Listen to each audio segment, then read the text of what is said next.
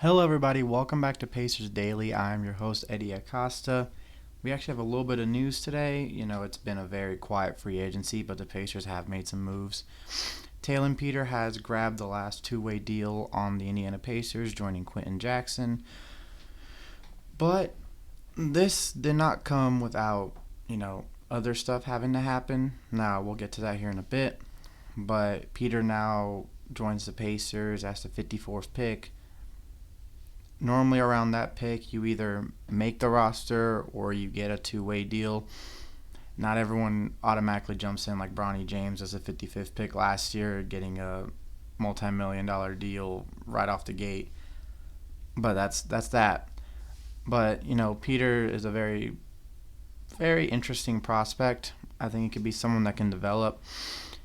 I don't know how he's going to fit into the future plans, especially since I don't see him playing too much this year. He is going to most likely end up being with the Boom most of the time, which is perfectly fine. Let him develop down there and just see what he can do.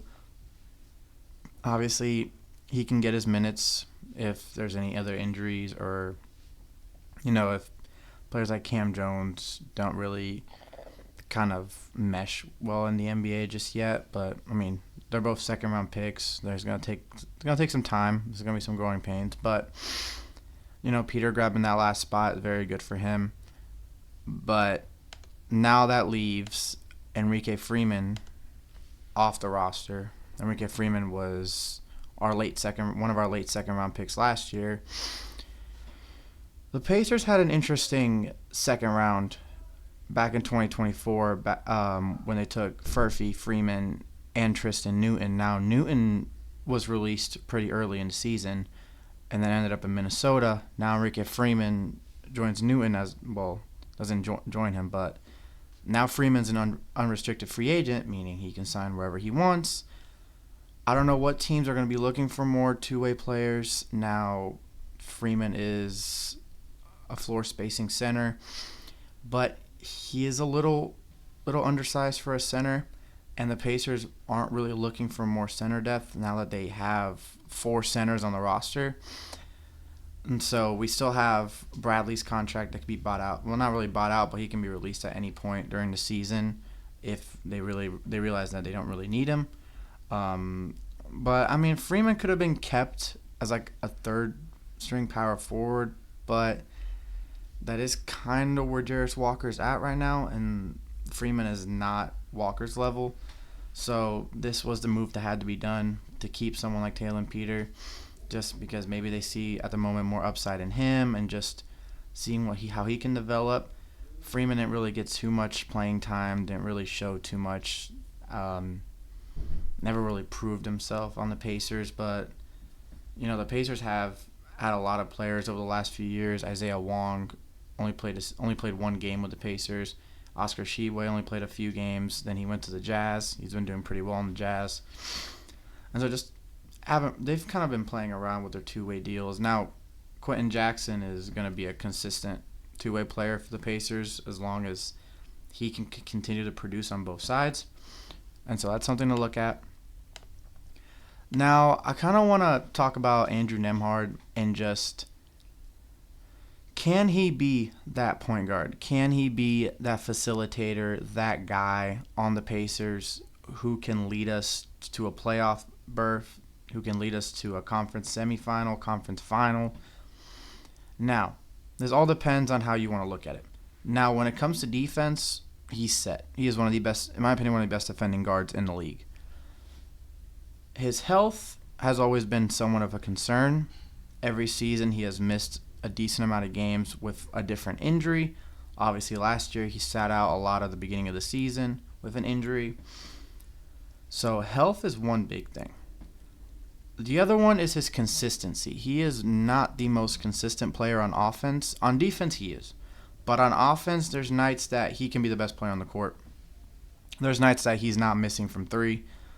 But then there's also nights where he maybe has 5, 6, 7, 8 points, and the team does not win.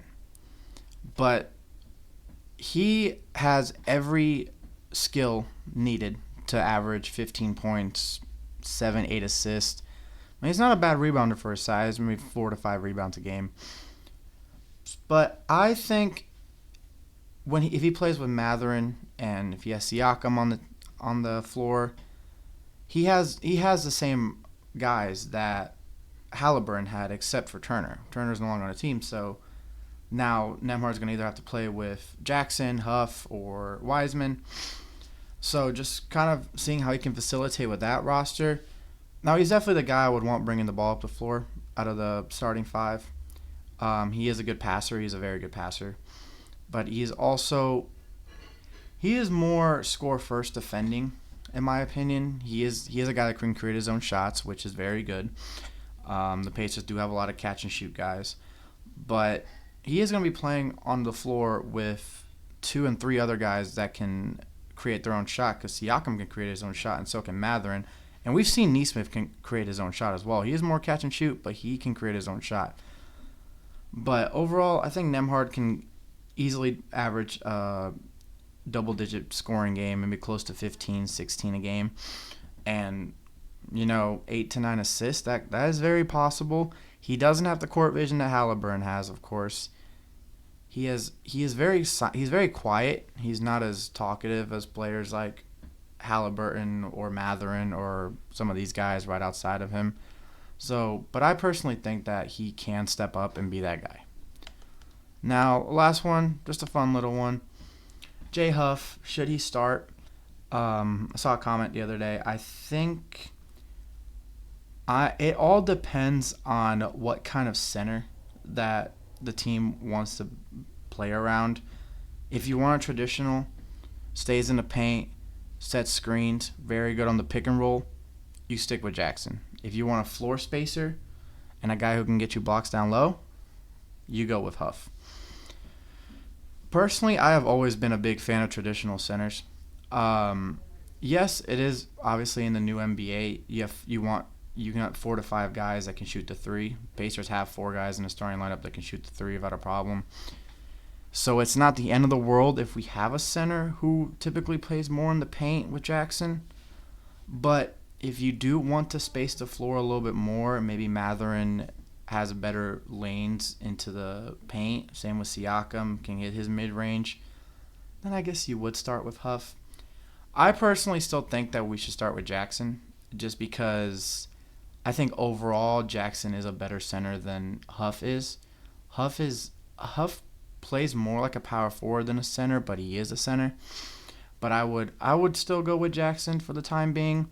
Now, it all depends on how Huff plays off the bench. If I see that he, out of nowhere, is averaging 10 points, maybe 5, 6 rebounds off the bench, then you can maybe play around and see if he can start. But obviously, if Jackson's averaging a double-double off the bat, because he's capable of averaging a double-double with the minutes that he's going to get, then I would probably just stick with Jackson and then keep the floor spacing on the bench. But, everyone's going to have their own opinion on that. If you disagree, if you agree, just let me know in the comments. But I'm going to stick with Isaiah Jackson as a starter for now. I do like Jay Huff. I think he is a good player, and I think he could get starting minutes. But that's also up to Carlisle, up to Pritchard, just how that goes. But as always, I'm Hery Acosta. This is Pacers Daily. Boom, baby, go Sirs.